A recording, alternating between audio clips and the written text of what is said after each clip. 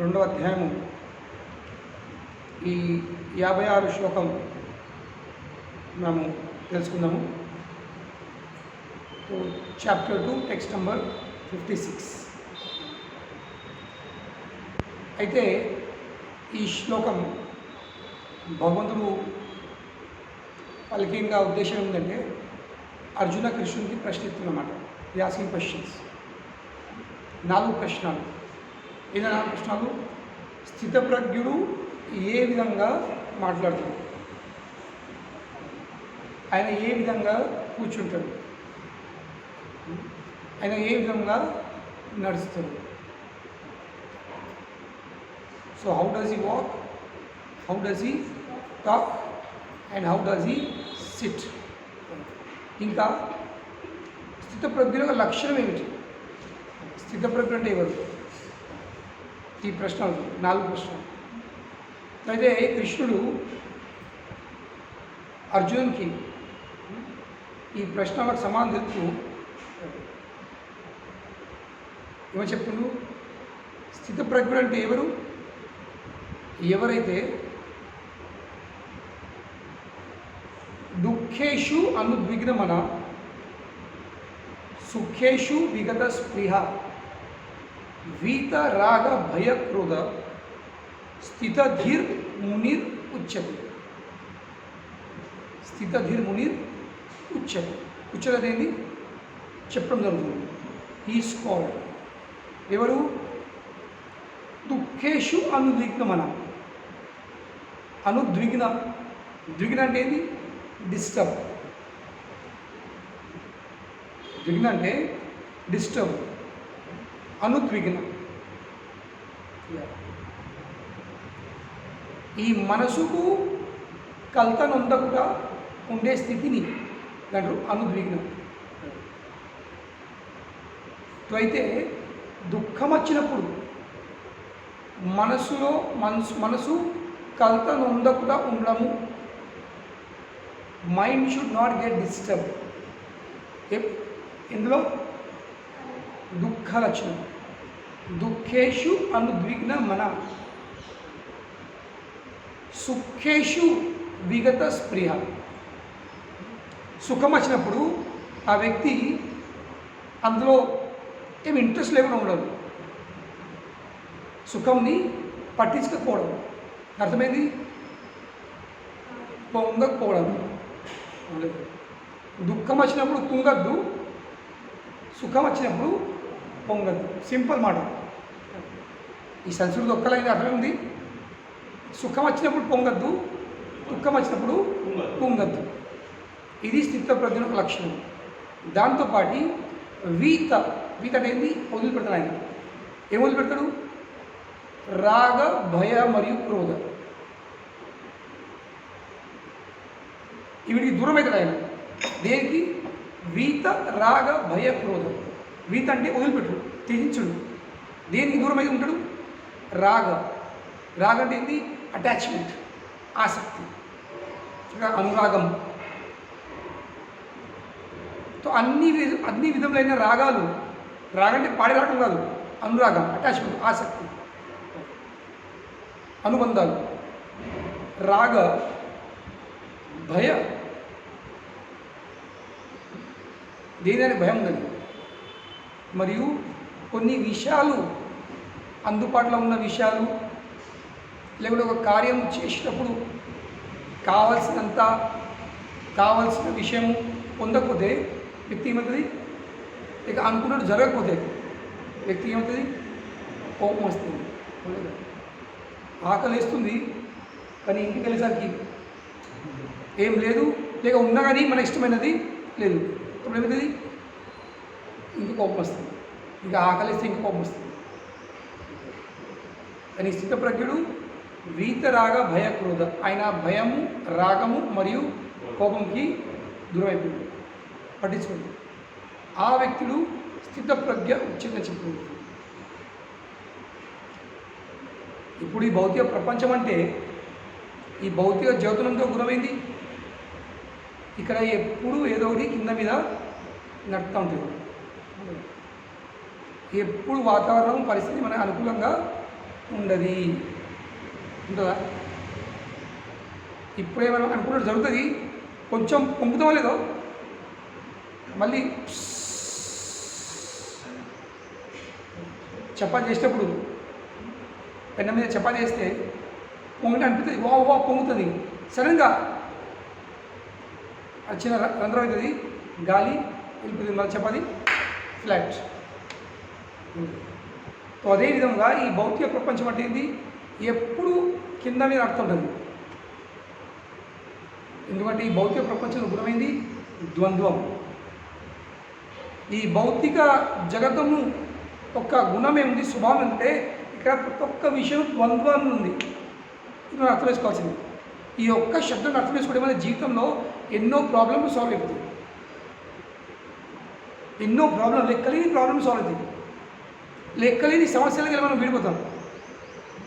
జీవితంలో అనుచితమైన నిర్ణయాలు తీసుకోకుండా కేవలం ఈ ఒక్క విషయం అర్థం చేసుకోండి. ఏంటి? ద్వంద్వం. ద్వంద్వం అనేది డ్యువాలిటీ. ఈ భౌతిక జగత్తులో ఒక స్వభావం ఏంటంటే ఇక్కడ ఏ విషయం కూడా ఒకటి ఉండదు, ఎప్పటికొకటి ఉండదు. బక్కగైన వాడు లావు అవుతాడు, లావు అయిన వాడు పక్క అవుతాడు. దినము రాత్రి, చలి వేడి, ఎండ నీడ, నల్లగా తెల్లగా, ఎత్తు కురుసగా,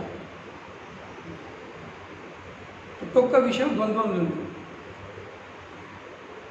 సో ద్వంద్వం అన్నప్పటికీ అర్థం చేసుకోవాల్సింది ఇక్కడ ఏ విషయం కూడా శాశ్వతంగా ఒక తిరిగా ఉండదు. మన జీవితంలో అన్ని సమస్యలకు కారణం ఏమిటి? మనం అనుకుంటాము ఈ పరిస్థితి ఎప్పటికీ ఇలాగనే ఉంటుంది. సుఖం వచ్చేసరికి మనం ఆసక్తులు అయిపోతాం లేదా పొంగుతాం మనం. కానీ గుణం ఏముంది? సుఖం ఎప్పటికీ ఉండేది కాదు, దుఃఖం వచ్చేస్తుంది, గాలి వెళ్ళిపోతుంది, ఇక కోపం వస్తుంది, ఇక దుఃఖిస్తాం. కానీ అర్థం చేసుకోవాల్సింది ఆధ్యాత్మిక మార్గం వచ్చిన తర్వాత కృష్ణుడు అర్జునుడు చెప్పే విషయం ఏంది?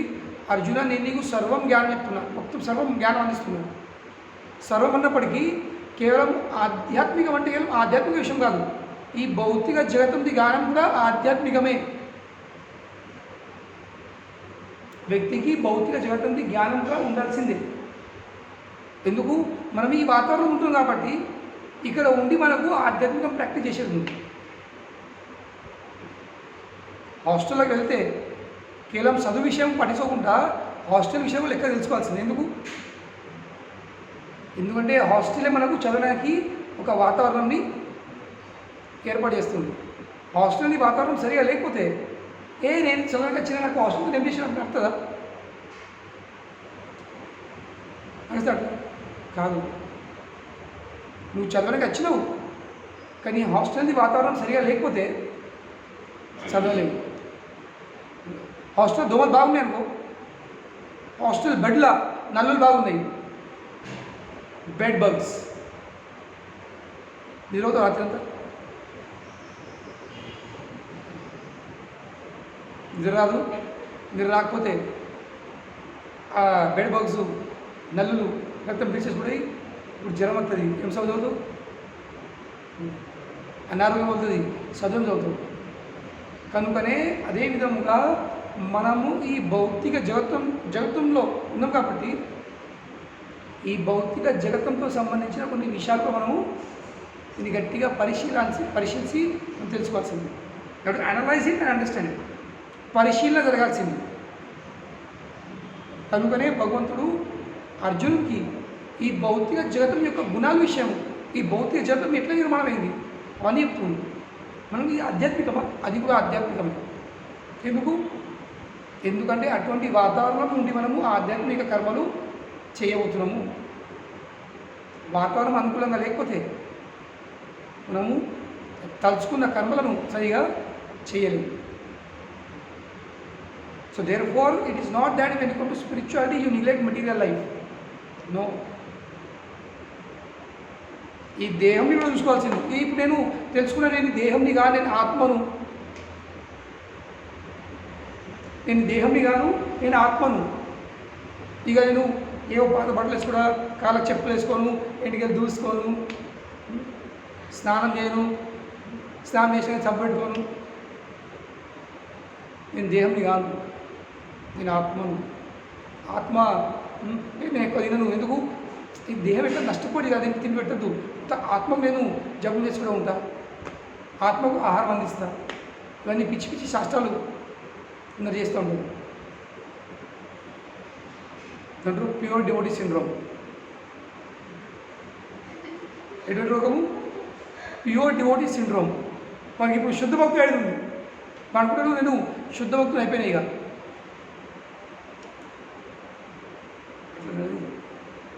ఎందుకంటే నేను ఆత్మ అయినప్పటికీ ఈ దేహం నాకు అవసరం. ఎందుకంటే ఈ దేహం ద్వారానే నేను భగవంతుని సేవ చేస్తా, ఈ దేహంతో నేను జపం చేస్తా, ఈ దేహంతోనే నేను మందిరం రాగలుగుతాను. కనుకనే ఈ దేహంని కాపాడుకోవడం కూడా అంతే ముఖ్యమైనది. ఎందుకంటే మన ప్రయోజనం మనము ఈ దేహంతో సాధించగలము. కనుకనే భక్తులు ఉన్నప్పటికీ ఆయన దేహంని కూడా కాపాడుకుంటాడు. అంటే ఎంతవరకు అంటే ప్రభుపాదుల వారి గురి ఒక తండ్రి భక్తులు ఠాకూరు అని చెప్తుండు, భక్తులకు తన సాధన కంటే ముఖ్యమైనది ఏంది? తన దేహంని కాపాడుకోవడం. జపం కంటే, ఇప్పుడు మాకంటే జపం కంటే ముఖ్యమేముంది? ఏం లేదు. లేదు, జపం కంటే ముఖ్యమైనది దేహంని కాపాడుకోవడం.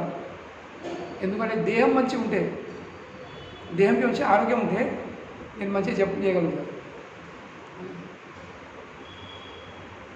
కనుకనే ఆధ్యాత్మికం అంటే కేవలము ఆధ్యాత్మిక విషయాలు కాకుండా భౌతిక జ్ఞానం కూడా ఉండాల్సింది. భౌతిక విషయాల జ్ఞానం కూడా మనకు ఉండాల్సింది. We should have the knowledge of both. ఎందుకంటే మనము ఈ భౌతిక జీవితంలో ఉంటున్నాము భౌతిక దేహంతో. ఈ భౌతిక దేహంతోనే మనము ఆ ఆధ్యాత్మిక గమ్యంని చేరబోతున్నాం. కనుకనే ఈ దేహంని కాపాడుకోవడం కూడా అంతే ముఖ్యమైనది. ఈ దేహము పాడైందనుకో, నేను సేవ చేయగలుగుతానా? నేను మాట్లాడగలుగుతానా? నేను పాడగలుగుతానా? నేను జపం చేయగలుగుతానా? చేయగలను. నేను దేహంని కానీ దేహానికి అందియద్దు కాదు, దేహంని కూడా చూసుకోవాల్సింది. కనుక కృష్ణుడు చెప్తును, యుక్త ఆహార విహారస్య యుక్త చేతస కర్మసౌ యుక్త స్వప్నావబోధస్య. యోగ మార్గం నందులి అవరోధాలను మనం ఎట్లా దూరం చేసుకోవచ్చు? యుక్త ఆహారం, సరైన ఆహారము, ఎంత అవసరం ఉందో అంత ఆహారము తీసుకోవాల్సింది. విహార్ అప్పుడు ఎప్పుడు రూమ్లో బంధువుడు కాదు, పోయి తిరిగి రావాల్సింది. మార్నింగ్ వాక్, ఈవినింగ్ వాక్ వెళ్ళాల్సింది. యుక్తాహార విహారస్య యుక్త చేతస కర్మసు యుక్త స్వప్నాబోధస్య. యుక్త చేతస కర్మసు అంటే ఏంటి? సరైన కర్మలు కూడా చేయాల్సింది.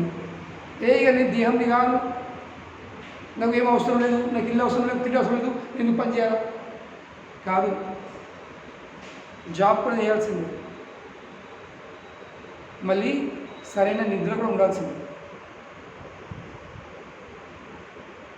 లేకుంటే ఏం చేస్తావు? రాత్రి పడుకోలేవు, మాట్లాడుతున్నావు, దండత్వడం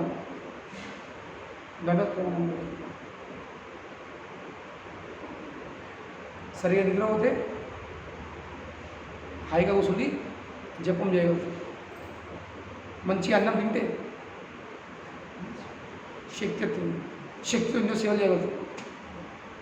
ఎంతమైనా కానీ, నాకు ఎంత ఆత్మానుభూతి కలిగినా కానీ ఒక విషయం మర్చిపోద్దు, ఈ దేహం నాకు యంత్రం ఉంది. నాకు ఎంత మంచి డ్రైవర్ దొరికినా నేను కారు పట్టించకపోతే ఆ డ్రైవర్ నన్ను గమ్యము చేర్పియలేడు, నేను గమ్యం చేరను.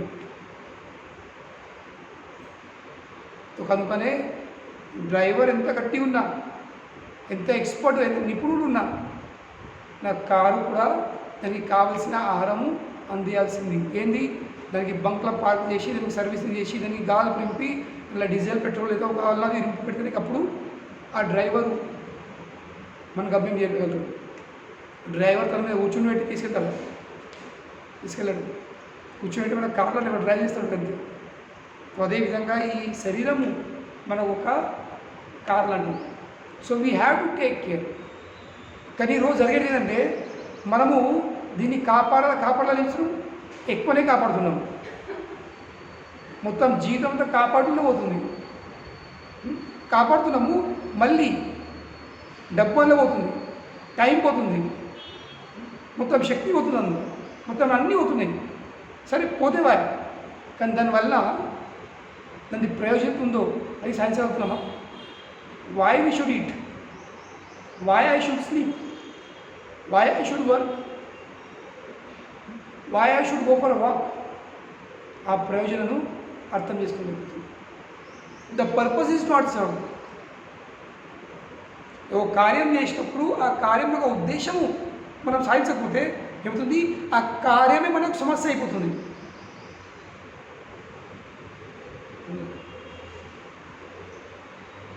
ఆ కార్యం మనకు సమస్య అయిపోతుంది. ఈ ప్రపంచంలో అందరు బాధపడుతుంది దేనికోసము? శరీరం కోసం అన్ని. మీరు అర్థం చేసుకోవాల్సింది, కారుకు స్టిక్కర్లు, కారుకు పెట్రోలు, కారుకు డీజిల్, కారుకు సర్వీసింగ్, కారుకు టైర్లు, మంచి టైర్లు, దానికి అట్లా కారు నింపుడు, దాని ప్రయోజనం ఏముంది? ప్రయాణం నేర్పించుడు, దాన్ని నడిపించుడు, అవును, మన గమ్యం చేర్పించుడు, అది కార్య ప్రయోజనం. కానీ అన్ని రెండు చేసినావు, కార్యం పార్క్ చేసి పెట్టావు అంతే. ఏంటిది? పాడైపోతుంది. మా డబ్బులు అవుతున్నాయి, ఇన్వెస్ట్మెంటు, వ్యర్థమైన పెట్టుబడి. కనుకనే కార్ని చూసుకోవాల్సింది. మరి we should also know the purpose of the కార్ది ప్రయోజనం ఏంది? మనం గమ్యం చేర్పించాలి. కనుకనే ఈ దేహాన్ని కేవలం పోషించు కాకుండా ఆ పోషించడం ద్వారా దాంతోపాటు నేను గమ్యం కూడా చేర్పించాల్సింది. అది కూడా రెండు జరగాల్సింది. పోషించడము, గమ్యం చేర్పించడం, పోషించడం, గమ్యం చేర్పించడం ప్యారల్ నడితే అప్పుడు ఆ వ్యక్తి మనసు ప్రశాంతం ఉంటుంది. అప్పుడు ఆ వ్యక్తి ఎన్నడూ బాధపడదు. Parallel tracks నడాల్సింది. జీవితంలో అన్నీ బాడీ ఇంకా ఆత్మ ఇది ప్యారల్ నడాల్సింది.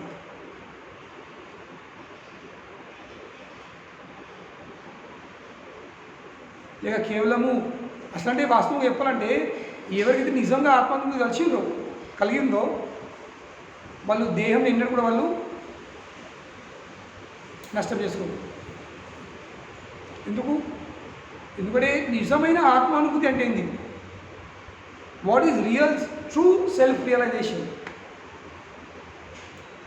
నిజమైన ఆత్మానుభూతి అంటే ఏమిటి? నిజమైన ఆత్మానుభూతి అంటే నేను ఈ ఆత్మను, ఈ దేహం కాదు. రెండోది, ఈ ఆత్మ ఆ కృష్ణుని యొక్క అంశము. మూడోది, అంశమైనప్పటికీ నేను ఆయన యొక్క నిత్య దాసుని. ఇది నా నిజస్వరూపము. నా నిజస్వరూపము ఈ దేహంతో సంబంధించిన గుర్తింపుల స్వరూపం కాదు. దేహంకు సంబంధించిన గుర్తింపులు, దట్ ఈజ్ నాట్ మై స్వరూపం. That is not my form, that is not my position. నా నిజమైన పొజిషన్ ఏముంది?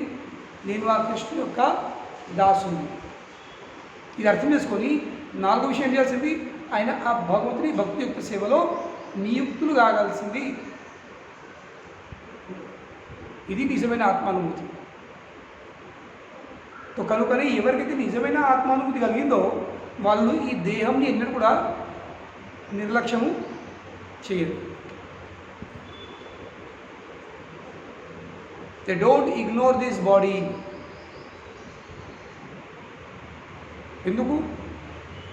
ఎందుకంటే నేను భగవంతుడికి సేవ అందిస్తున్న సేవ అందియాలన్న కోరిక ఉంది. ఎట్లా అందిస్తాను? ఈ దేహంతోనే కదా. కనుకనే ఈ దేహం నేను ఎంత మంచిగా కాపాడుకుంటే నేను అంత మంచిగా సేవ చేయగలుగుతాను.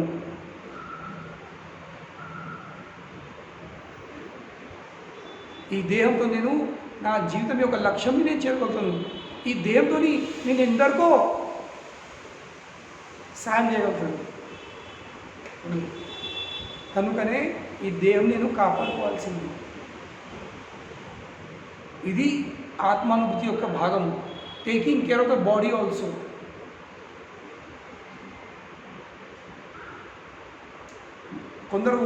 కొన్ని ఆధ్యాత్మిక పంథాలు ఉంటాయి. వాళ్ళంటారు మాకు జ్వరం వచ్చినా ఆధ్యాత్మిక సంస్థకు చెందిన సన్యాసులు వాళ్ళది మాకు జ్వరం వచ్చినా మేము ఏ టాబ్లెట్ వేసుకోము, మాకు ఏమైనా మేము హాస్పిటల్కి వెళ్ళాము, చనిపోతాం కూడా హాస్పిటల్కి వెళ్ళాము. ఎందుకు వాళ్ళకి ఏమనిపిస్తుంది? ఇది మాయా. దేహాన్ని కాపాడుకోవడం ఇది పెద్ద మాయా లేదా? కనుకొని వాళ్ళు అట్లనే చనిపోతారు. 2-3 సంవత్సరాల క్రితము ఒక పంతంతో సంబంధించిన ఒక పవర్ఫుల్ ప్రచారకుడు, ఆయన ఎక్కడికి వెళ్తే అక్కడ వేల మంది ఆయన వెనకకి వచ్చేవాళ్ళు. ఆయన ప్రవచనం అంత హిట్ ప్రవచనాలు. ఇక్కడ ఏమైంది? 52 వయసులో చనిపోయాడు. ఎందుకు? డాక్టర్ దగ్గరికి పోవద్దు. భగవంతునికి అంత శక్తి ఇచ్చినప్పుడు, అంత తెలివి ఇచ్చినప్పుడు, అంత మాట్లాడే శక్తి ఇచ్చినప్పుడు నువ్వేం చేయాల్సింది? దాన్ని భగవంతుని సేవలో వినియోగించాల్సింది. ఇప్పుడు ఆయన చనిపోకుండా ఇంకా 30 సంవత్సరాలు బతికిన పడితే ఎందరో జీవితాలు మారుతున్నాయి, ఎందరో ధర్మ మార్గం ఉంటుంది. ఆయన విషయం తన విషయం ఆలోచిస్తుంది. ఆత్మానుభూతి కేవలం తన విషయం ఆలోచించు కాదు, కేవలం మాత్రమే అది కాదు.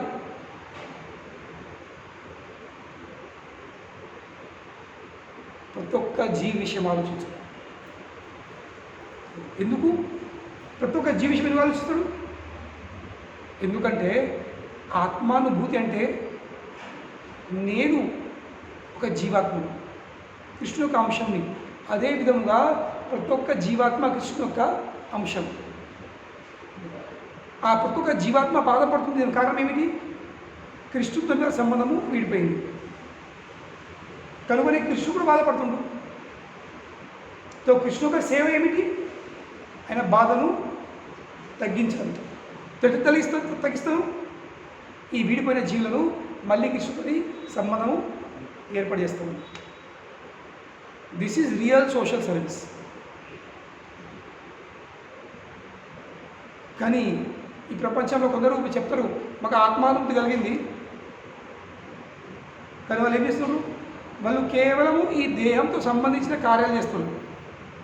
సోషల్ సర్వీస్ పేరున అన్నదాన కార్యక్రమాలు, అనాథాశ్రమాలు, హాస్పిటళ్ళు మంచిదే, చేయాల్సిందే.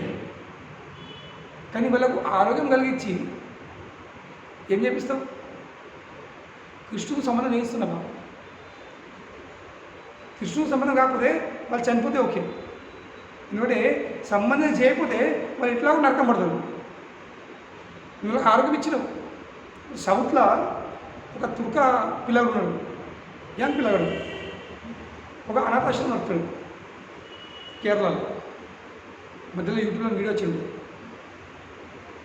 వాడు ఏమిస్తాడు? ఆ అనాథాశ్రమం నడపడానికి ఒక 30-40 పిల్లలు ఉన్నారు, 50 పిల్లలు. వాళ్ళ భోజనాల కోసము స్పాన్సర్షిప్ పడుతూ ఉంటారు, డొనేషన్. నేను వాళ్ళకు ఇదండి పెడతాను అని. వాడు కుక్కర్, మంచి కుక్క. ఇక్కడ కోసం వీడియోలు ఏం చేసినా ఒక పేద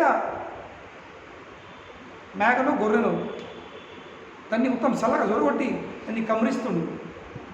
ఎందుకు? ఈ పిల్లలు తినట్టు దానికి. మరి ఇప్పుడు ఏం చేస్తుండు? వాడు సమాజ సేవ చేస్తుండా లేక సమాజానికి నష్టం అవుతుందా? I will understand this. భౌతిక దృష్టికోణం చూస్తే అబ్బా అందరికీ తిండి పెడుతుండు, అందరి పిల్లలు చూసుకుంటుండు.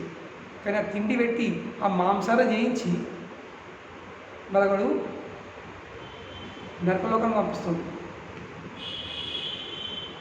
అది సేవలు.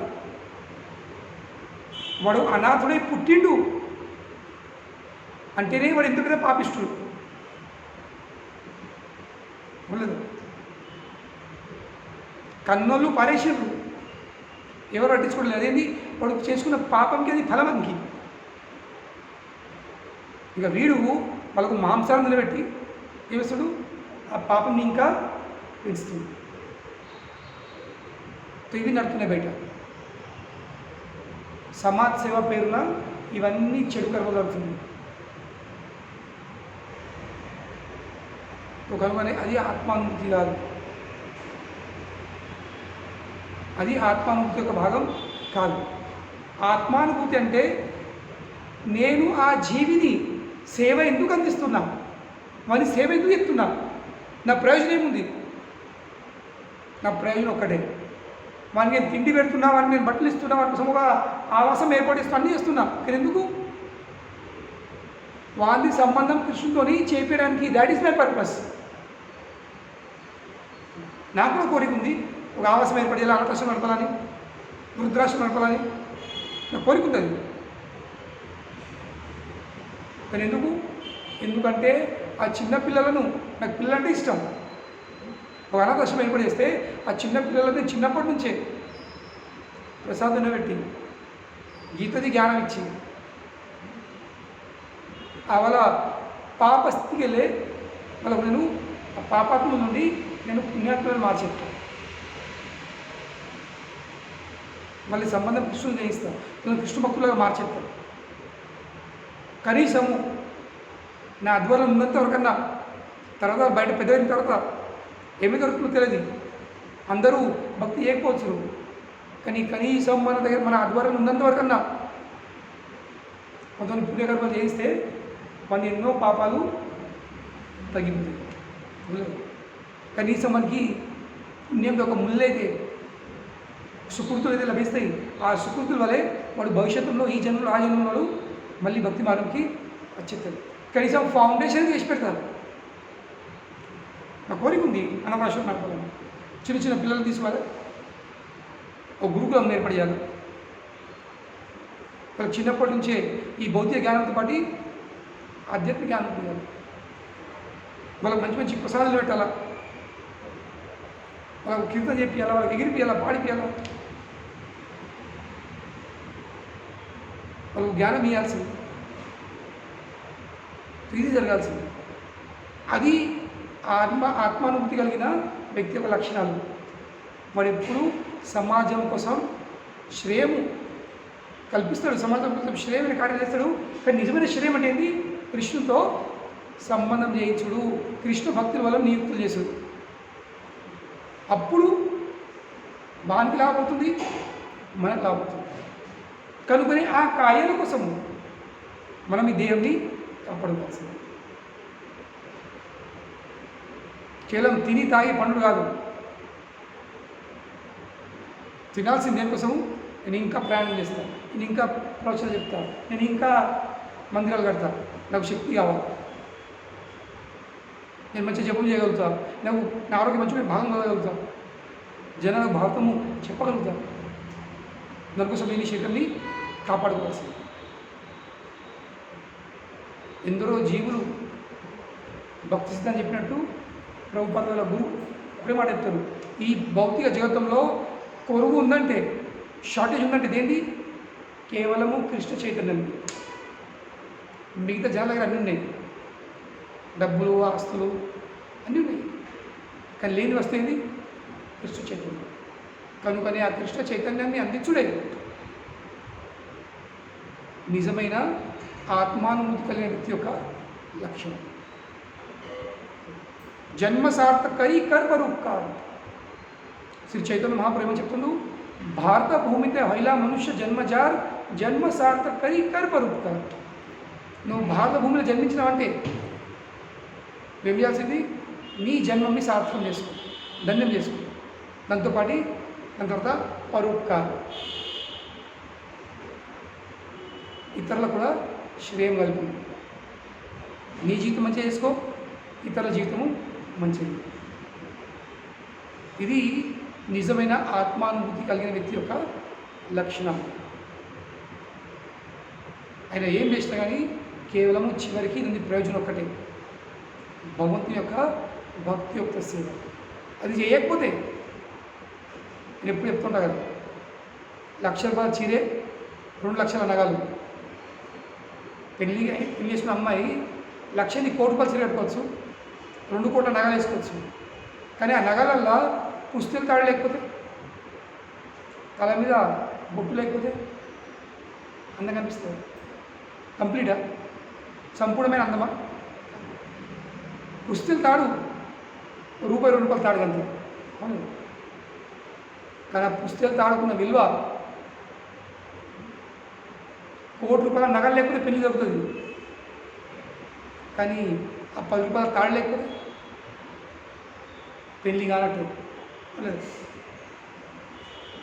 సో అదేవిధంగా భగవంతుని భక్తి యొక్క సేవ చేయకపోతే ఈ శరీరాన్ని కాపాడేది, దానికి అన్ని అందించలేంది, అట్లా వ్యర్థమైనది. దాని ద్వారా భగవంతుని సేవ జరగాల్సింది. భగవంతునితో పాడి భగవంతుకు సంబంధించిన ఒక వస్తు విషయం వ్యక్తి సేవ జరగాల్సింది. అప్పుడు ఆ వ్యక్తి ఏది అర్థం చేసుకుంటావు, ఈ ద్వంద్వం ఉంది. నువ్వు స్టార్ట్ చేసిన ద్వంద్వం, డ్యువాలిటీ. ఈ భౌతిక ప్రపంచం అంటే ద్వంద్వము. కనుకని ఈ భౌతిక ప్రపంచం యొక్క ఈ గుణాలను, ఈ స్వభావాలను మనం అర్థం చేసుకోవాల్సింది.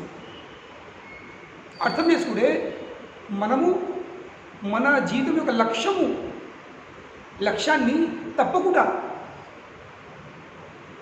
ఈ మనసు ద్వారా సృష్టింపబడిన ఈ ఊహాలు, కల్పనలకు గురి కాకుండా, ఇంకా దాని ద్వారా మనం కల్పన ఉండకుండా మన ప్రయాణం చక్కగా నడవగలుగుతాం. Then you are not disturb. అప్పుడు సుఖం వచ్చినప్పుడు పొంగవు, దుఃఖం వచ్చినది పొంగవు. ఎందుకంటే నువ్వు అర్థం చేసుకున్నావు ఈ భౌతిక ప్రపంచం, దాని స్వభావం అర్థం చేసుకున్నావు. ఈ భౌతిక జగతం యొక్క స్వభావం నువ్వు అర్థం చేసుకున్నావు కాబట్టి యు ఆర్ నాట్ అఫెక్టెడ్. నువ్వు ప్రభావితం కావు. ఎందుకంటే నీ లక్ష్యము అది కాదు. నీ లక్ష్యము ఈ భౌతిక జగత్తులో బయట ఉంది. Your focus is not this material world. మన ఫోకసు, మన లక్ష్యము, మన గోలు ఈ భౌతిక జగతము బయట ఉంది. కనుకనే వ్యక్తి దేనికి ఆసక్తులు కాదు, దేనితో భయపడు, ఇక దేనికైనా పట్ల ఆయనకు ఏమంటాడు, రాగ క్రోధ భయం ఉండదు. భయం ఉండదు ఆయనకు. కనుకనే ఒక్కొక్క మానవుడు ఈ స్థితికి రావాల్సింది. చెప్పే విషయం ఏంటంటే ఈ భౌతిక జగత్తుని మనం అర్థం చేసుకోవాల్సింది. అర్థం చేసుకొని దాంట్లో ఉన్న విషయాన్ని మనము ఎట్లా మన జీవితం యొక్క లక్ష్యాన్ని చేరుకోవడానికి మనం వాడగలుగుతామో అది అర్థం చేసుకోవచ్చు. Understand the material nature and utilize that material nature in Krishna service to reach your goal. కనుగొనే భక్తుడు ఎన్నడూ కూడా ఈ భౌతిక ప్రపంచాన్ని వదిలిపెట్టడు, దూరం కాడు. దూరం అయితే ఏంటి? నేను అవిటిని నియంత్రిస్తున్నా అనే భావం, నేను అవిటిని భోగించే భావం దీనికి దూరం అవుతుంది. అర్జున యుద్ధం చేయగా రంగంలోకి వెళ్ళి పార్పులు అంటుంది. కానీ కృష్ణుడు అటువంటి భావంని ఒప్పుకోవట్లేదు. ఎందుకు? యుద్ధం చేసుడు చెడు అవును, కనుకనే పార్పోడు ఇది సమస్యకు పరిష్కారం కాదు. యుద్ధం చేసుడు మంచిది కాదు, ఓకే ఫైన్. కానీ ఎప్పుడైతే అదే యుద్ధం ద్వారా ధర్మంని స్థాపన జరిగినట్లయితే, అదే యుద్ధంని భగవంతుడు కోరుకున్నట్లయితే, అప్పుడు యుద్ధము చేయకపోవడమే అధర్మం. అటువంటి పరిస్థితుల్లో యుద్ధము చేయకపోవడము అధర్మం, యుద్ధము చేయకపోవడం పాపం. యుద్ధము చేయకపోవడమే పెద్ద హింస. మనకి యుద్ధం చేస్తే హింస, కానీ భగవంతుని యొక్క ఆదేశము లభించిన తర్వాత, ప్రాప్తి అయిన తర్వాత ఆ ఆదేశాన్ని పాటించకపోవడమే పెద్ద హింస, అదే పెద్ద అధర్మం. కనుకనే గీత మనకు వస్తు విషయాలను దూరంగా చెప్పది. చెప్పేది ఏంటి? ఆ వస్తు విషయాలను భగవంతుని సేవలో వినియోగించు. అర్జునుడు నేను యుద్ధం చేయను. యుద్ధం చేసుడు నీ యొక్క గుణము, అలాగే నువ్వు బయటపడరాదు, నీ యొక్క స్వభావం. కనుకనే ఆ స్వభావంని నువ్వు వదిలిపెట్టరాదు, నువ్వు దూరం కాలేవాలి. కనుక ఏం చేయు? ఆ స్వభావంతో నువ్వు ఆ స్వభావాన్ని, ఆ గుణాలను నువ్వు భగవంతుని సేవలో యూటిలైజ్ చేయి, వినియోగించు. ఇప్పుడు ఏమవుతుంది? అప్పుడు మనం ఆధ్యాత్మికంగా అభివృద్ధి చెందుతాం. కానీ బయట జనాలు ఏం చేస్తారు? ఆధ్యాత్మికవాదులే వద్దు, మాయా మాయా మాయా మాయా మాయా అని దూరవుతారు. అది అసలే దూరం మనం కాలేము. కేవలం వస్తువును దూరం చేస్తే నేను దగ్గర దూరం అవుతానా? ఇప్పుడు కిలో లడ్డూలు ఉన్నాయి, స్వీట్ ఉంది, నేను తినా నడుతుందా? తినా అనే విషయంని, భావాన్ని వదిలిపెట్టే బదులు నేను తినా అనే బదులు ఆ తినే అనే భావాన్ని వదిలిపెట్టాల్సి ఫస్ట్. కోరిక లేదనుకో, అప్పుడు కిలో ఏంది 10 కిలో లడ్డు పెట్టా కానీ నీకేం పరగడదు. లోపల కోరికలేమో నిండా ఉన్నాయి, కోరికలేమో 10 కిలో లడ్డూలు ఉంది, బయట 1 కిలో లడ్డు ఉంది. ఏం చేస్తావు? లడ్డు మాయా. దాని బదులు ఏం చేయు? ఆ లడ్డు అని భగవంతుని నైవేద్యం పెట్టు, తినేసి, దానివల్ల పవిత్రమవుతాం. ఇది అర్థం చేసుకోవచ్చు. సో కనుకనే భగవంతుడు అర్జునునికి యుద్ధము చేయకదంటలేడు, కానీ యుద్ధం యొక్క ఫలములను అవి ఆసక్తులు కాకుండా యుద్ధం చేయని చెప్తుంది. తో వదిలిపెట్టాల్సింది ఏంటి? ఆసక్తి, కర్మగా. We have to become detached from the fruits. నిజమైన డిటాచ్మెంట్ అనేది ఆ పండ్లను రోడ్డు మీద వాడేసు కాదు. వైరాగ్యము లడ్డూలు తీసాడు వాడేంది కాదు, అది వైరాగ్యం కాదు. వైరాగ్యం అంటే ఆ లడ్డూలను భగవంతునికి సమర్పించి జనాలకు వంచేసి, అప్పుడు నిజమైన విరక్తులు. కానీ ఎప్పుడు దొరుకుతుంది? ఆ లడ్డూలు తినే కోరిక లేకపోతే. నీ కోరిక లేకపోతే నువ్వు పంచగలుగుతావు, లేకుంటే నీకు పంచాలా, నీకెందుకు పంచాలా, నా ఇష్టం లడ్డూలు ఉన్నాయి, కానీ ఏం చేయాలి, మంది తినరాదు చేయరాదు, అట్లా జనం కూడా నటించాడు ఉంది. ఏం చేద్దాం? జాడు పోయినరా, వాళ్ళు మలిగినరా, లేట్ గుల్. ఇట్ ఈస్ వైరాగ్యం. So what we have to give up, not the activity. కర్మ వదిలిపెట్టు కాదు, మన కర్మ చేసే కోరికను వదిలిపెట్టు. You have to give up the desire to enjoy.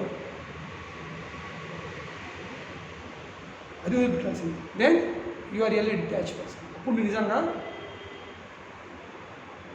విరక్తి ఉంది. లేకుంటే శరీరం అద్దరుతుంది, మంచం ఎప్పుడుతారు లేకపోతే నా కోసం తీసుకొని పక్క పెట్టేసి జరుగుతుంది. శరీరం అంతా ఉంటుంది, కానీ మనసు ఎక్కడ ఉంది? మనసు అవిటితోనే కేంద్రీకృతమే ఉంది. It is dwelling, the mind is dwelling on that. కనుకనే ఒక చిన్న కథ. ఒక బారి ఇద్దరు సన్యాసులు వాళ్ళు పొద్దున జపం చేసుకోవడం పోతుంది. పక్క పొన్న ఒక నది ఉంది. ఇప్పుడు మానాలి డ్యామ్ పక్క పొన్న జనాలు ఇద్దరి సన్యాసులు జపం చేసుకోవడం అవుతుంది. సడన్గా వాళ్ళకు ఆ నదిలో ఒక ఆమె మునుగుతుంది. ఆమె దుంకింది, మునుగుతుంది. ఇప్పుడు వీళ్ళిద్దరు ఏం చేయాల్సింది? మేము సన్యాసులము, ఆడిది జావని బతికని మాకేం విషయం ఉంది, సంబంధం లేదని వెళ్ళిపోవచ్చు. లేదు, మేము సన్యాసులము, ఆడలకు సంబంధం ఏంటి? లేదు కదా. కానీ ఇద్దరి దగ్గర ఒక నిమిషం ఆయన జపమాల ఆయనకి ఇచ్చి చక్కగా పోయి నదులు దుంకి ఆమెను తీసి ఒడ్డు మీద తీసుకొచ్చి